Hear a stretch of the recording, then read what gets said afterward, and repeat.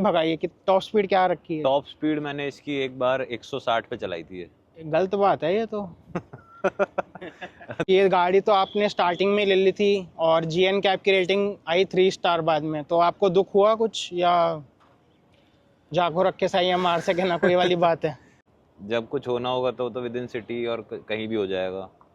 और ये है कि सेफ्टी तो आपके अपने हाथ में है कि आप गाड़ी कैसे चला रहे हैं। फिर ये भी है तो कि आप गाड़ी ठीक भी तो नहीं चला रहे ना। मतलब हॉर्न भारी ही होना चाहिए, ताकि इंडिया में ऐसे लोग होते हैं जिनको थोड़ा कान पे बजाना पड़ता है। तो पूरी वीडियो देखोगे तो आपको कोई और वीडियो देखनी नहीं पड़ेगी। नमस्कार दोस्तों, मेरा नाम है वैभव और स्वागत है आपका एक और नई वीडियो में। तो हम एक और ओनरशिप लेके आए हैं, लेकिन इस बार है हमारा ब्रांड बदल गया है। किया की गाड़ी लेके आए हैं, किया सेल्टोस, और ये एक लॉन्ग टर्म ओनरशिप रिव्यू है। इस ओनर ने इसको बहुत ज़्यादा चला दिया क्योंकि ये 2020 का मॉडल है। और अब मैं ओनर को इन्वाइट करूँगा। क्या हाल है ललित जी आपका? बहुत बढ़िया, बहुत बढ़िया। आप कैसे हैं? मैं बढ़िया हूँ। एक बार अपना इंट्रोडक्शन दे दीजिए। तो नमस्कार दोस्तों, मेरा नाम है ललित चौधरी और मैं हूँ किया सेल्टोस का ओनर। मैंने ये गाड़ी फरवरी 2020 से अब 4 साल से ऊपर हो चुके हैं और ये 50,000 किलोमीटर से ज़्यादा चला दी है। अच्छा, आपने 50,000 किलोमीटर चला दी है। और ये आपकी मैनुअल है कि ऑटोमेटिक है? ये मैनुअल गाड़ी है, STK प्लस डीजल मॉडल है ये। अच्छा, STK प्लस है। तो आपने जैसे 50,000 ये चला दिया गाड़ी, तो मेरा सबसे पहला क्वेश्चन तो ये है कि आपको मतलब इसकी अभी तक माइलेज क्या क्या आई है इसकी? मतलब सिटी में क्या आती है और आपकी इसमें क्या आती है हाईवे पे? सिटी में इसकी एवरेज है 13 से 15 के बीच में कुछ भी आ जाएगी। अगर आप अच्छा। वो डिपेंड करेगा कि आप जाम में फंस रहे हो या फिर आप कैसी रोड है। और हाईवे पे इसकी एवरेज रहेगी आपकी 18 प्लस आराम से। और अगर और अच्छा हाईवे है जैसे कि हमारा दिल्ली मुंबई हाईवे हो गया तो उस पर 20 प्लस एवरेज आराम से आ जाती है। अच्छा, तो चलो ये तो वैसे मैंने पहले एवरेज की बात कर ली। सबसे पहले मेरा ये क्वेश्चन है कि जब आपने सेल्टोस ली तो आपकी गाड़ी लेने की रिक्वायरमेंट क्या थी? मतलब पहले आपके पास कौन सी गाड़ी थी और आप इस गाड़ी पे शिफ्ट हुए तो आपको और क्या क्या ऑप्शन थे उस समय, और आपने ये वाली गाड़ी क्यों चूज़ करी? सबसे पहले तो यही एक बार पूछना। इससे पहले मेरे पास स्विफ्ट डीजल थी। अच्छा, जिसको 8 साल के अराउंड हो गए थे। ठीक है। फिर मेरी रिक्वायरमेंट ये थी कि एक तो मुझे डीजल गाड़ी ही लेनी थी, दूसरी मेरी रिक्वायरमेंट ये थी कि मुझे थोड़ी सी कंफर्ट ज़्यादा चाहिए था गाड़ी में। अच्छा। पर चाहिए मतलब गाड़ी मुझे ऐसी चाहिए थी जैसे स्विफ्ट की तरह की, जिसमें मतलब ना ज़्यादा मेरी मेंटेनेंस कॉस्ट लगे, मेरी एवरेज भी अराउंड सेम ही सी रहे। अच्छा, पर थोड़ा सा कंफर्ट ज़्यादा मिल जाए और ठीक है। थोड़ी सी ऊंची गाड़ी, क्योंकि रोड आजकल ऐसी होती है। अच्छा। तो उस सब रिक्वायरमेंट को देखते हुए मुझे सेल्टोस उस टाइम पे बेस्ट लगी। अच्छा, तो जैसे कि अभी उस समय किया इंडिया में आई थी, तो आपको थोड़ा रिस्क नहीं लगा कि इस गाड़ी, इस ब्रांड का क्या फ्यूचर रहेगा? क्योंकि 2019 मिड में ही लॉन्च हुई थी और आपने फरवरी 2020 में ले ली, तो 7-8 महीने का ही मतलब थी ब्रांड को आए हुए इंडिया में। हाँ, तो उस टाइम पे 2019 में अराउंड सितंबर अक्टूबर में मेरे ब्रदर इन लॉ ने ले ली थी गाड़ी ये। अच्छा। उनकी top of the line model था उनका, GT वाला। ठीक तो है। वो काफ़ी अच्छे रिव्यूज़ दिए थे उन्होंने। तो फिर उसको देखते हुए मैंने कहा कि इस पे इन्वेस्ट कर सकते हैं, इस मॉडल अच्छा, पे, इस गाड़ी पे। ठीक है। तो और उस समय क्रेटा भी आती थी इस रेंज में, और हैरियर भी शायद आ गई थी, और XUV 500 होती थी तब। तो उनको किस बेसिस पे आपने रिजेक्ट किया? मतलब ये कैसे आपने ऊपर रखी? तो उस टाइम पे आती थी, एक तो XUV 500 थी। हाँ। पर उसको हो गए थे काफ़ी टाइम, और उस टाइम पे मतलब वो गाड़ी थोड़ी मुझे पुरानी उसमें आने लगी थी। अच्छा। डस्टर थी, डस्टर पे मुझे इतना भरोसा था नहीं। क्रेटा जो थी वो BS4 मॉडल में, BS4 वर्जन में आ रही थी। अच्छा। तो ये BS6 में भी थी, और हैरियर जो थी वो 20 प्लस जा रही थी। ये मेरी 15 अंडर है। अच्छा। अच्छा, तो ये BS6 फेज़ 1 है? BS6 फेज 1 है। तो आपको इसमें DPF का तो कोई इशू नहीं रहता? नहीं कोई। अच्छा, ये चलो अच्छी बात है। इसमें आपके मेरे ख्याल से दोनों पर्पस सॉल्व हो गए कि जब दिसंबर में यहाँ दिल्ली NCR में बैन लगता है तो इसमें दिक्कत नहीं है, प्लस जो आजकल लोगों को फेज़ 2 में DPF का इशू आता है वो भी नहीं आ रहा। हाँ। तो आपके लिए तो विन विन रहा। चल सेल्टोस लेना। ये गाड़ी काफ़ी मतलब मुझे अच्छी लगी है, मतलब कंफर्टेबल रही है। अच्छा, तो चलो ये तो बहुत बढ़िया बात है कि आपका जो चॉइस रही, मतलब आप उसे सेटिस्फाइड भी हो और आपको दिक्कतें भी फेस नहीं करनी पड़ी। तो मैं ये बात करता हूँ, जैसे हमने अभी माइलेज की बात कर ली है, और इसकी सर्विस का क्या एक्सपीरियंस रहा आपका अभी तक? कितना कितना खर्चा मांगा है गाड़ी ने, और नॉर्मल सर्विस के अलावा इसमें क्या क्या दिक्कत आई है अभी तक? तो इसका पहली 1 साल तक तो सर्विस लेबर कॉस्ट तो फ्री ही रहती है। अच्छा, मैं आपको एक चीज़ में और काटना चाहूँगा, आपने इसकी एक्सटेंडेड वारंटी ली थी गाड़ी की? या जो स्टैंडर्ड तो 3 लाख 1 लाख किलोमीटर, 3 साल 1 लाख किलोमीटर की आती है, तो आपने ली थी इसकी एक्सटेंडेड? तो वो मैंने गलती करी, मैंने इसकी एक्सटेंडेड वारंटी नहीं ली थी। अच्छा। लेकिन मैं आपके व्यूअर्स को रिकमेंड करूंगा कि एक्सटेंडेड वारंटी ले लेनी चाहिए, 2 साल की एक्स्ट्रा जो मिलती है। ठीक है। साथ में उस टाइम पे एक कंपनी का एक पैकेज चल रहा था और 20,000 में 3 या 4 सर्विस फ्री थी और एक्सटेंडेड वारंटी भी थी। अच्छा। तो वो करवा लेना चाहिए, मतलब वो अगर आपको ऑफर मिले तो। अच्छा, उसके अंदर सब ऑयल वॉयल सब ऑयल वॉयल सब फ्री लेबर था। वेबर सब था? हाँ, उसमें सब फ्री थी वो। तो ले लेनी चाहिए थी। ये तो बिल्कुल वैसी हो गया ना जैसे स्कोडा और VW आजकल दे रहे हैं मेंटेनेंस पैकेज। तो वही मैंने गलती करी। उसके बाद अब मेरा चौथे साल में मुझे 1-2 दिक्कतें हुई हैं। मतलब वैसे तो 3 साल मेरे बिल्कुल स्मूथ थे। अच्छा। अब चौथे अच्छा, दिक्कत तभी आती है जब वारंटी खत्म होती है, हैं? हाँ, चौथे साल में अब मेरे इसके आगे के ब्रेक पैड भी बदले हैं। अच्छा। और इसके अलावा जो स्टीयरिंग कॉलम होता है उसमें हाँ। भी कोई दिक्कत आ रही थी। उसमें एक आवाज़ आ रही थी गड़ गड़ की अच्छा। गड्ढों में जाने पे, तो वो उन्होंने उनको रिपेयर करना पड़ा। अच्छा। तो मैंने अलग अलग जगह पे दिखाया वो, तो अलग अलग जगहों पे अलग अलग रेट बताए थे। तो मैंने फिर ये ओखला में किया का सर्विस सेंटर है अच्छा, तो वहाँ से। फरीदाबाद में रेट ज़्यादा बताया गया आपको? फरीदाबाद में रेट ज़्यादा बताए थे। वो भी वो कह रहे थे कि पूरा पार्ट ही बदला जाएगा। अच्छा, तो फरीदाबाद में क्या किया कि मोनोपोली है क्योंकि इनका एक ही सर्विस सेंटर है? मोनोपोली तो मैं कह सकता हूँ, क्योंकि फरीदाबाद के जितने भी कस्टमर हैं एक ही जगह है उनके पास जाने के लिए। हाँ। पर आप हो सके तो आप साउथ दिल्ली में जाके भी, अगर आपको कोई पार्ट चेंज करवाना है तो एक अच्छा। बार साउथ दिल्ली में जाइए, वहाँ पे कई सारे हैं। अच्छा। किया के 2-3 ओखला में ही है, तो वहाँ पे जाके भी एक बार पता कर सकते हैं अगर विद इन मतलब फरीदाबाद है कोई। अच्छा। बाय द वे नोएडा में भी है, मतलब किया के तो ऐसे बहुत हैं, पर फरीदाबाद में हाँ एक ही है, तो उस हिसाब से ये कहूँगा। पर ऐसा कोई मेजर दिक्कत भी नहीं है मुझे डिफरेंस कितना था अमाउंट का बीच में? ये कोई 12-13 बता रहा था। हाँ। कोई 23-24 भी बता रहा था, जो बाहर से मैंने पूछा था गो मैकेनिक वाले से। अच्छा। और किया जो जिसने मेरा अल्टीमेटली मैंने जहाँ से रिपेयर कराया, जहाँ हाँ। तो मेरी जानकारी भी थी थोड़ी, हाँ तो हाँ। वहाँ वो 5 से 6 हज़ार के बीच में मेरा रिपेयर। अच्छा, तो एक पार्ट बदला बस, पूरा नहीं बदला? पूरा एक... नहीं, उसमें अच्छा। एक पार्ट उन्होंने रिपेयर करके वो बदला था। अच्छा, तो मतलब ये आप रिकमेंड कर रहे हो कि आप सर्विस सेंटर में भी दिखा रहे हो, तो आप एक दूसरे सर्विस सेंटर से भी पता करें पता कर लो कि इसमें मेन है क्या दिक्कत है, मतलब कितने का बदलेगा। वो मैकेनिक टू मैकेनिक भी डिपेंड करता अच्छा। है, वो क्या कर सकता है क्या नहीं कर सकता। अच्छा। अच्छा, हमारी एक चीज़ तो रह गई, पर सर्विस का क्या कॉस्ट आता है अप्रोक्सीमेट? 8 से 9 हज़ार के बीच मुझे पड़ता है, मतलब इसकी सर्विस। अच्छा। वो डिपेंड करती है कि आप क्या क्या करवा रहे हो।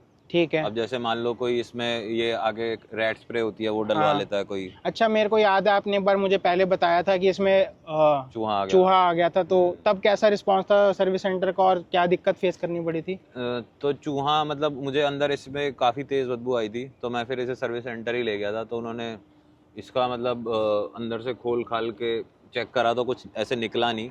अच्छा। पर उसमें 5-6 हज़ार रुपये का खर्चा आ गया था मतलब। तो इसका कोई सोल्यूशन भी बताया कि चूहा ना आए आगे? इसका सॉल्यूशन यही है कि या तो तुम रेड स्प्रे जो होता है वो करवा लो। अच्छा, कंपनी से ही? कंपनी से करवा लो। बाकी एक बाहर से अगर किसी को करवाना है तो एक जाली आती है, वो 2,000 रुपये में 1500-2,000 में लग जाती है। वो अगर किसी को चाहिए तो मैं उसका नंबर आपको दे दूंगा। ठीक है। तो ये आपकी दिक्कत आई थी। और एक मैंने जो लोगों की प्रॉब्लम सुनी है कि वो हेडलाइट की परफॉर्मेंस हुंडई किया ग्रुप की थोड़ी अच्छी नहीं है, तो आपका क्या कहना है इसका हेडलाइट के ऊपर?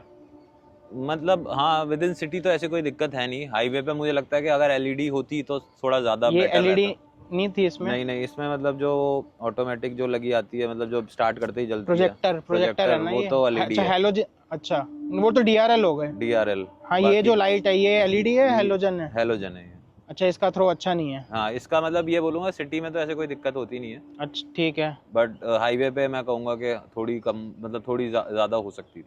अच्छा, ठीक है। और इसकी एसी की परफॉर्मेंस कैसी है? जैसे अब तो 4 साल हो गए। एसी इसका बहुत अच्छा है। मारुति इससे पहले जो मैंने चलाई है हाँ। उसमें और इसमें बहुत फ़र्क है। मतलब एसी इसका ये मान लो कि कम ही चलाना पड़ता है मुझे। अच्छा, कम पे ही? कम एसी इसमें तो मैनुअल एसी है, तो एक पे रखते हो आप? एक पे रख के उसमें भी जो ऑटोमेटिक एडजस्ट करने वाला होता है ना, उसको मैं कम कर देता हूँ, कई बार ठंड लगने लगती है। अच्छा, और इसका रियर व्यू कैमरा कैसा है? इसका कैमरा भी बहुत अच्छा है, पीछे एचडी व्यू है। ठीक है। और अभी तक कोई फेलियर इलेक्ट्रॉनिक्स में आया है इसके? कोई सिस्टम में दिक्कत आई हो? नहीं, अब तक कोई इलेक्ट्रॉनिक फेलियर मुझे कोई भी फेस नहीं करना पड़ा। इसका स्टार्टिंग में इलेक्ट्रॉनिक पंप था एक, हाँ। जो उस टाइम की मतलब एक विद इन एक ईयर मिड ऑफ 2019 से लेके मिड ऑफ 2020 की गाड़ी जो मैन्युफैक्चर हुई थी उनके बीच में एक फ्यूल पंप में दिक्कत आई थी। अच्छा। तो वो किया उस टाइम पे मेरे इसमें इंजन लाइट आने लगी थी, ठीक है। तो दूसरी या तीसरी सर्विस में किया वालों ने खुद ही मतलब वो बदल दिया था पंप, अच्छा, वो वारंटी में ही वारंटी में बदला बदल दिया गया। था। ओहो, काश पहली वारंटी में होती है, मतलब जो आपको वो दिक्कत आई थी तभी मैंने कहा कि स्टेयरिंग वो वाली। एक्सटेंडेड वारंटी ले लेनी चाहिए। मतलब भाई मैनुअल का ओनर कह रहा है तो ऑटोमेटिक वाले तो भाई ज़रूरी लें एक्सटेंडेड वारंटी, और जो डीसीटी गाड़ी ले रहे हैं वो तो बिल्कुल ही लें आंख बंद करके, गाड़ी बाद में लें, एक्सटेंडेड वारंटी पहले लें, स्पेशली डीसीटी वाले और डीएसजी वाले। तो जो हमने मोटी मोटी बात कर ली है इसकी सर्विस की, माइलेज की, जो जो दिक्कत आई है, तो टायर ये स्टॉक चल रहे हैं या आपने चेंज कराए हैं? टायर मैंने चेंज करवा लिए, मुझे कितने अराउंड कितने हज़ार पे हो गए थे? 42-43 पे मतलब तो मेरी जो चौथी या पांचवी पेड सर्विस थी उसमें भी हाँ। सर्विस सेंटर वालों ने कह ही दिया था कि आप इसके टायर अभी 4-5 हज़ार किलोमीटर और चलेंगे। अच्छा। तो आप देख लीजिए। तो और आप ये क्या टाइम पंचर से भी होने इसकी अलाइनमेंट बैलेंसिंग नहीं कराते थे टायर्स की? ऐसा भी नहीं है, पर वो पंचर ही होने लगे थे बार ओके। बार। कौन सी कंपनी के आए थे स्टॉक में टायर? स्टॉक में आए थे MRF। अच्छा, तो आप मतलब ठीक है। अभी आपने क्या डलवाया, ब्रिजस्टोन? ब्रिजस्टोन डलवाए हैं। चलो ये तो अच्छे टायर्स हैं। और चलो ये तो सारी बातें हो गई। अब मैं जो इंसान लेता है ये गाड़ी, तो इसका वो पूछना चाहूँगा मैं कि कंफर्ट कैसा है, ड्राइव कंफर्ट कैसा है, और आपने जैसे कितना लंबा टूर किया है इसमें, सिंगल स्ट्रेच में कितनी चलाई है और उसमें आपको कितनी थकान हुई, तो मतलब आपने सिंगल स्ट्रेच में कितनी चलाई है ये गाड़ी? ड्राइव कंफर्ट इस गाड़ी का बहुत अच्छा लगा मुझे। ठीक है। सिंगल स्ट्रेच में मैं इसे रणथंभौर भी लेके गया हूँ। ठीक है। इसको मैं जयपुर तक भी आराम मतलब बिना रुके दिल्ली मुंबई हाईवे पे ले जा चुका हूँ, और ऋषिकेश वगैरह भी कई बार जा चुकी है, तो ऐसे कोई मुझे प्रॉब्लम लगी नहीं इसकी ड्राइव कंफर्ट में। अच्छा। बाकी जो पैसेंजर हैं और पीछे वाली सीट है बैक सीट, उन पे भी मतलब मुझे ऐसे कोई मतलब जितने मेरे को पैसेंजर्स को ऐसा कुछ फील हुआ नहीं। आराम से मतलब अगर आप छोटे बच्चे के साथ पीछे 2 जने आराम से बैठ सकते हैं। और इसके ये स्पीकर की परफॉर्मेंस कैसी है गाड़ी के? स्पीकर अगर आप आगे बैठे हो तो आपको बहुत अच्छे लगेंगे, लेकिन है। पीछे वालों को आवाज़ कम लगती है। अच्छा, ये काफ़ी कम मतलब पीछे वालों को ये problem feel. Specially HTK plus की बात कर रहे हो ना, क्योंकि टॉप में तो बोस आता है तो उसमें अच्छा होगा। हाँ, पर मैंने मतलब मुझे पीछे मैं उसमें टॉप मॉडल में बोस वाले मैंने पीछे फील नहीं किए हैं। ठीक है। तो पर STK में आगे तो बहुत अच्छा है, बट पीछे वाले का मुझे पता नहीं है। पीछे वाले ठीक है। मतलब कम ही नहीं, ये मैं इसलिए भी बोल सकता हूँ क्योंकि मेरे पास हुंडई की गाड़ी है, तो उसमें भी आगे के जो स्पीकर हैं वो अच्छे हैं, लेकिन पीछे वालों में वो मज़ा नहीं है। मतलब वो बिल्कुल ऐसा लगता है कि बस बज रहे हैं, मतलब आवाज़ आ रही है, बस मज़ा नहीं है उसमें कोई। इसमें तो आवाज़ भी कम ही है, मतलब मुझे अच्छा। लगता है कि आवाज़ ही कम है पीछे अच्छा। वालों में। और आपको एक चीज़ का तो दुख होता होगा, इसके अंदर आपको वायर्ड एंड्रॉयड, ये एंड्रॉयड ऑटो और एप्पल कारप्ले मिला, या ठीक है कोई दिक्कत नहीं है? वायर्ड है मतलब, हाँ ये भी एक क्योंकि अब नहीं जो आता। 8 इंच वाले सिस्टम आते हैं वो तो वायरलेस है, टॉप में तो अभी भी वायर्ड है, लेकिन जो बाकी 8 इंच वाले आते हैं उसके अंदर तो हमारा वो है वायरलेस है। तो होती है आपको दिक्कत, आई है कभी, मतलब फील होता है? हाँ मतलब ये बोल सकते हैं कि अगर ब्लूटूथ वाला होता और बिना उसके बिना मतलब वायरलेस वाला होता तो हाँ। ज़्यादा बेटर होता। ठीक है। पर ये भी है कि उससे मतलब तार लगा लो, चार्ज होता रहता फ़ोन, तो ऐसे कोई दिक्कत है नहीं। चलो ठीक है, कई लोगों को होता है इसलिए मैंने कहा पूछ लूँ एक बार। और मेन और क्या रह गया गाड़ी का, इसकी स्टेबिलिटी वगैरह कैसी है गाड़ी, क्या आपने मतलब कितनी भगाई है, कि टॉप स्पीड क्या रखी है? टॉप स्पीड मैंने इसकी एक बार 160 पे चलाई थी। गलत बात है ये तो। 120 तक की जब सरकार लिमिट रख रही है तो फिर आप क्यों चला रहे हो 160 पे? आगरा से आते हुए 160 पे दौड़ाई थी, तो ये पर गाड़ी हिली नहीं थी। जवानी का जोश क्या बोलेंगे इसको? अब जो भी कहो कि मतलब एक बार मुझे टेस्ट करनी थी ये, अच्छा। पर उस टाइम पे मतलब गाड़ी में बिल्कुल भी जो मतलब होता है ना कि एयर से वाइब्रेशन होती है, हाँ, गाड़ी हाँ। हिलने लगती है, वो बिल्कुल फील नहीं हुई थी। अच्छा। तो गाड़ी स्टेबल रही थी, और ठीक। तब तो टायर भी मतलब वही पुराने वाले ही थे। ठीक है। और ये गाड़ी तो आपने स्टार्टिंग में ले ली थी और GN कैब की रेटिंग आई 3 स्टार बाद में, तो आपको दुख हुआ कुछ, या जाको रख के सही है मार सके ना, कोई वाली बात है? हाँ, तो बात वही है कि मतलब आगे फ्रंट 2 एयर बैग्स तो हैं ही। हाँ, पर वो जो फोटो आई है गाड़ी आधी आधी हो गई सेल्टॉस, वो अब देखिए, उसके बाद आप 160 पे चला रहे हो। जब कुछ होना होगा तो विद इन सिटी और कहीं भी हो जाएगा। और अगर आपको यही सब अगर आप सेफ्टी के पर्पज से देखेंगे तो हाँ 3 स्टार एक तरीके से आप ड्रॉबैक बोल सकते हैं। ठीक है। पर बाकी अगर और चीज़ें भी हैं इसकी जो कि मतलब आपको मतलब अगर आप उसको उस हिसाब से देखेंगे तो आप एक चीज़ को नज़रअंदाज करके इस गाड़ी की अच्छा। तरफ जा सकते हैं। और ये है कि सेफ्टी तो आपके अपने हाथ में है कि आप गाड़ी कैसे चला रहे हैं। फिर ये भी है तो कि आप गाड़ी ठीक भी तो नहीं चला रहे ना। हैं? चलो कोई नहीं, ठीक है। मतलब सबसे मेजर ड्रॉबैक आपके हिसाब से इसकी सेफ्टी हो गई फिर।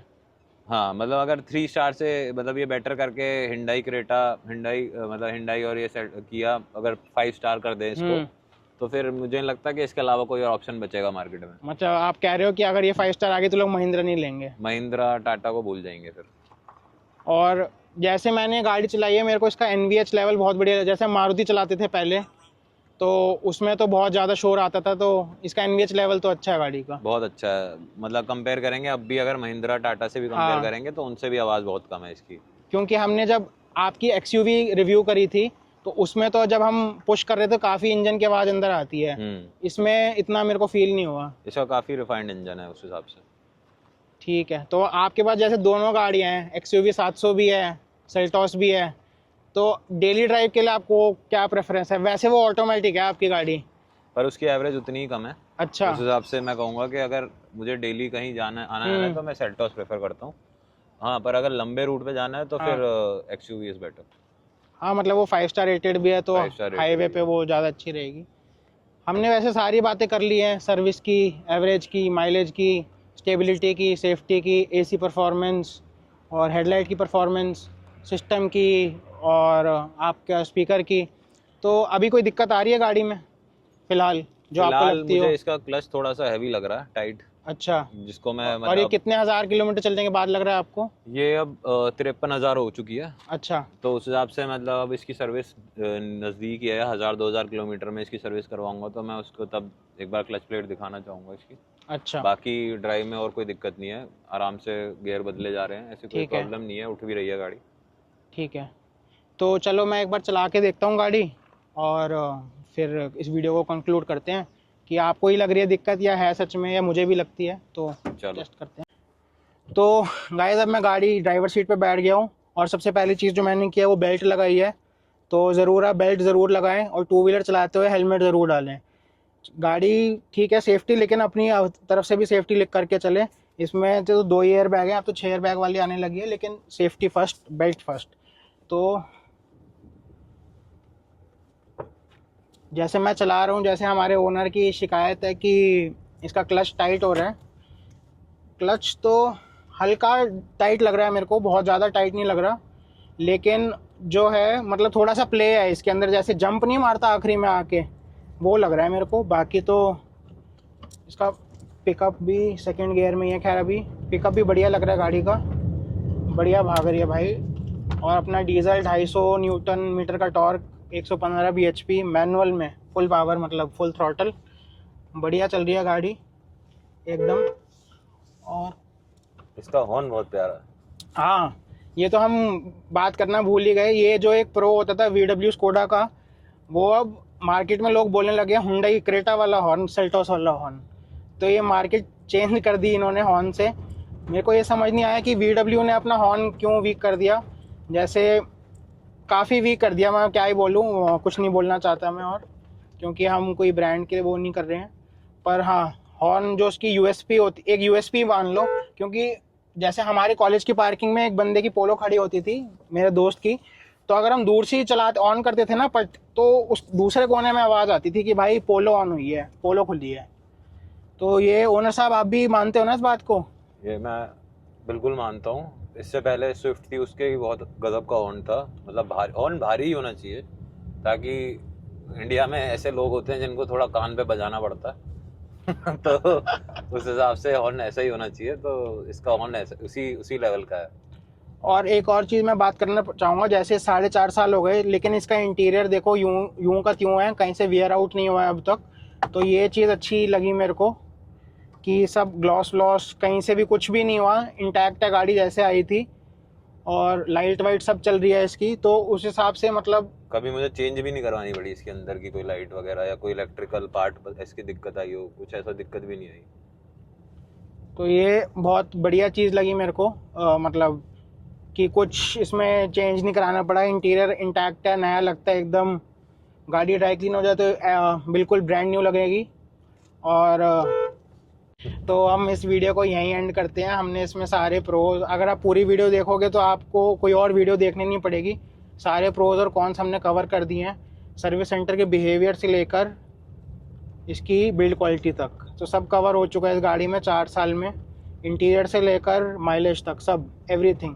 तो थैंक यू फॉर वॉचिंग, और सब्सक्राइब करो भाई, तुम सब्सक्राइब नहीं कर रहे हो। और पता नहीं, यहाँ तक तो आप वीडियो देखोगे नहीं, मुझे पता है ये बात को, पर ठीक है, फिर भी मैं बोल रहा हूँ, please subscribe, share, like, and thank you for watching.